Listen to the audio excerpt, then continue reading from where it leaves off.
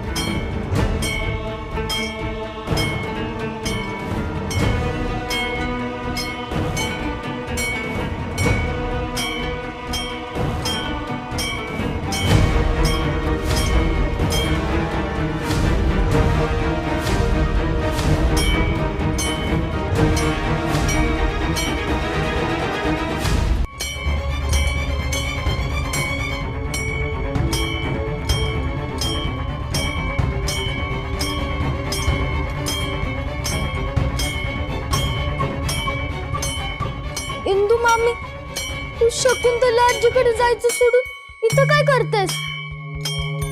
तिला खूप त्रास होतोय ना? अगं मग तू शकुंतला आजीकडे पाहिजेस ना? अगं मामी, तू स्वतःला त्रास का करून घेतेस? अगं आम्हाला सगळ्यांचं सगळं कळतं, पण आज काहीच कळत नाहीये. राया, शाळेत जशी आपली परीक्षा घेतली जाते ना,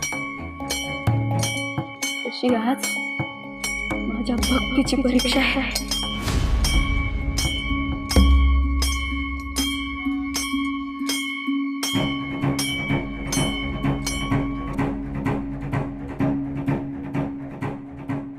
तुला नाही कळणार काय करायचं ते, मला कळलंय मला काय करायचंय ते.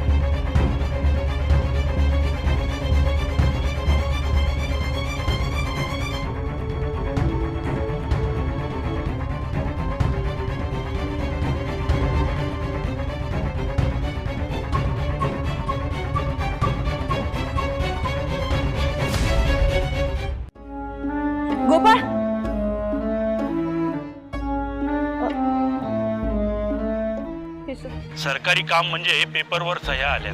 कधी यावं लागेल सर? तुमच्या वेळेनुसार लवकरात लवकर या. मी तुम्हाला पत्ता आणि लोकेशन तुमच्या मोबाईलवर पाठवून देतो.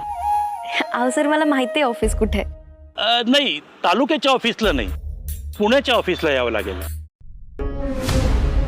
पुण्याच्या ऑफिसला? कसं शक्य आहे सर? म्हणजे नाही म्हणजे शकुंतला काकींना आत्ताच हॉस्पिटलमधून आणलंय परत, आणि मी आता लगेच असं पुण्याला येणं जरा. मी समजू शकतो, पण सरकारी ऑफिसचं काम एकदा रखडलं ना तर ते मागच पडून जातं. एकतर जमीन तुम्हाला मोठ्या मुश्किलीने मिळाली आणि बांधकामालाही उशीर होतोय. किमान डॉक्युमेंटेशन तरी वेळेत पूर्ण करा.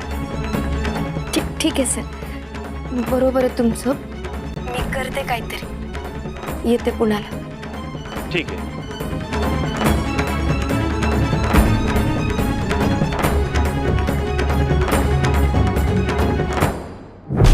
काकींना बरं नाहीये आणि मी असं पुण्याला जाणं म्हणजे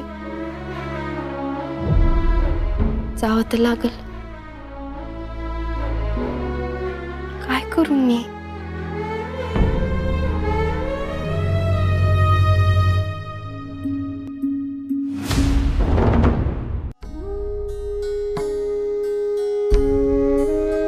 व्यंकू महाराज, रामकृष्ण हरी. रामकृष्ण हरी. महाराज, शकुंतला वहिनींची तब्येत कशी आहे? बरी आता, घरी आणलंय तिला. नेमकं काय झालंय महाराज त्यांना? हे अजून डॉक्टरांना सुद्धा नीट कळलेलं नाही. अहो बाळंभट खूप त्या टेस्ट का बीस सगळं काय काय करून झालं, पण शकुंतलाला काय झालंय याचं नेमकं निदान अजूनही झालेलं नाही. महाराज, आमची ही ना कोल्हापूरची अंबाबाईला गेली होती. तिकडून प्रसादाने अंगारा आणलाय. शकुंतला वहिनींना लावा, त्यांना बरं वाटेल. हे घ्या.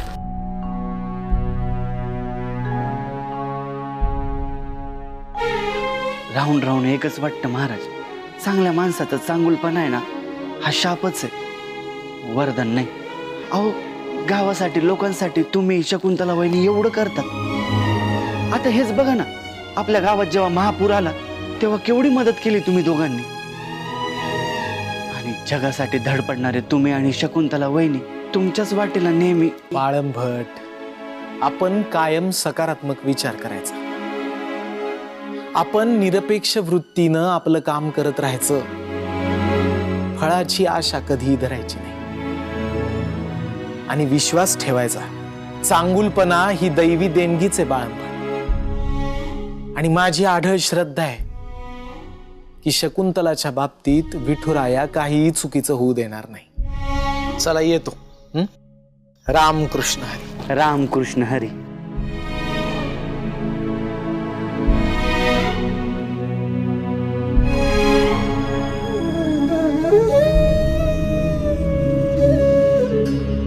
आदू, आदू, घेऊनच येत होते ना मी डबा. बिना डब्याचं जाणार आहेस? असं तोंड फुगून जाणार आहेस?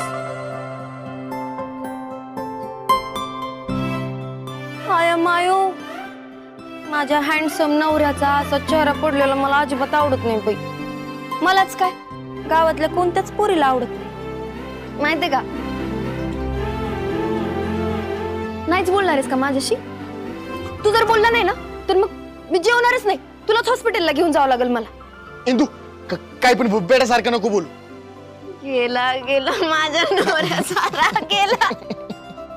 बरं ऐक ना, विनोद सरांचा फोन आला होता. त्यांनी मला शाळेच्या कागदपत्रांवर सह्या करायला पुण्याला बोलवलंय. अरे बाप्पा, चल जाऊ आपण. चल काय? आदवारी काकींना बरं नाहीये आणि आपण दोघांनी असं जाणं कसं? कुठे जायचंय लव बंड्स ना?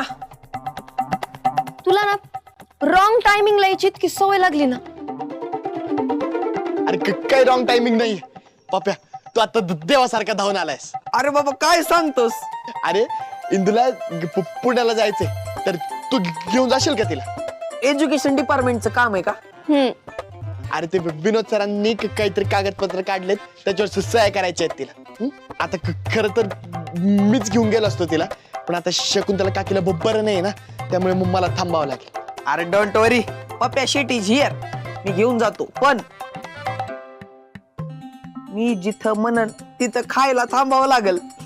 हाया मायो, जवा बघाव तेव्हा नुसतं खायचंच सुचतं तुला. फुटशील की एक दिवशी.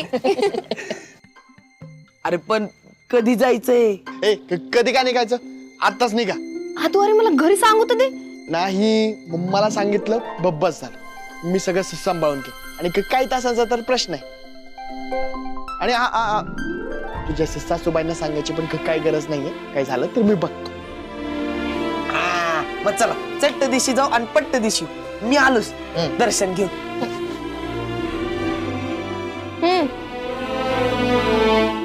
येतो.